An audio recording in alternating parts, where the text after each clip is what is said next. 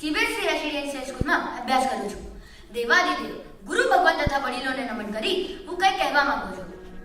જીનવર તરુ શાસન આ જગમાં છે મહાન, જેના આધારે મન તરવો છે સંસાર. દુર્લભ માનવ જન્મને દુર્લભ ધર્મનું સાધન, દુર્લભ માનવ જન્મને દુર્લભ ધર્મનું સાધન, દુર્લભ દેવગુરુઓને દુર્લભ છે જીન શાસન. જીન શાસન છે મહાન, જીન શાસન જગ નિશાન. મિત્રો, થોડા વર્ષો પહેલા જ ઇન્ડોનેશિયામાં સર્વધર્મ પરિષદ મળી હતી. તેમાં સર્વધર્મના નેતાઓએ પોતાનો ધર્મ સમજાવ્યો હતો. ત્યારબાદ તેઓ વચ્ચે which is the most practical and scientific religion in the world ની વિચારણા ચાલી. તે વખતે જૈન ધર્મને સર્વાનુમતે પ્રાધાન્યતા આપવામાં આવી. જૈન ધર્મ આખા વિશ્વમાં સર્વમાન્ય બન્યો, કારણ કે જીન શાસનની કરુણા તો પૃથ્વી, અગ્નિ, વાયુ, પાણી, સમગ્ર વનસ્પતિ અને નિગોદ સુધી વિસ્તરવા સાથે માનવ અને પશુ પક્ષી રૂપ તમામ જીવસૃષ્ટિ સુધી વિસ્તરેલું છે.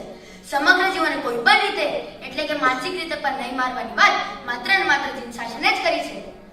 આખું ને આખું હૃદય બદલાવી લેવાની બાબતમાં ભલે વિજ્ઞાને સફળતા પામી હોય, પણ એ હૃદયમાં રહેલી કડવાશને મીઠાશમાં કરી નાખવાની તાકાત માત્ર ને માત્ર જીન શાસન પાસે છે.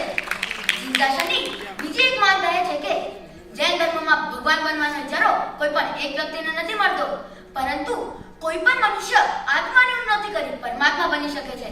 અને તેથી જ તો વિશ્વના સમર્થ નાટ્યકાર, ચિંતક તથા મહાન સલાહકાર બર્નાર્ડ શોને જ્યારે ગાંધીજીના પુત્ર પૂછ્યું કે તમે આ જન્મ પછી ક્યાં જન્મ થાય તેમ ઈચ્છો છો, ત્યારે બર્નાર્ડ શોએ જવાબ આપ્યો કે હું જૈન થવા માંગુ છું, કારણ કે મારે ભગવાન બનવો છે.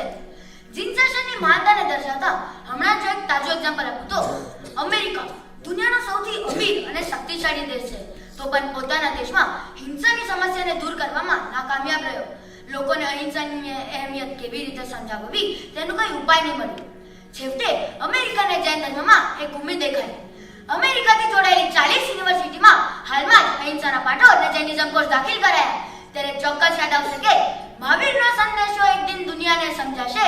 શ્રદ્ધા અને અહિંસાનો ઝંડો સૃષ્ટિ પર લહેરાશે.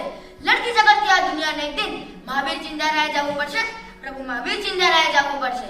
તો આપણને આવું મહાન અને દુર્લભ જીન શાસન જ્યારે મળ્યું તો શુભ કર્મો કરી આપણા જીન શાસનનું ગૌરવ વધારીશું.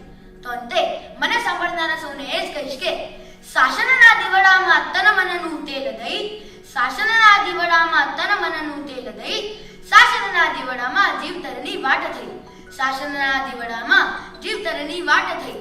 પ્રગટેલા દીવડાને પ્રગટેલો રાખજો, પ્રગટેલા દીવડાને પ્રગટેલો રાખજો, કારણ કે જીન શાસન છે મહાન, જીન શાસન જગ નિશાન.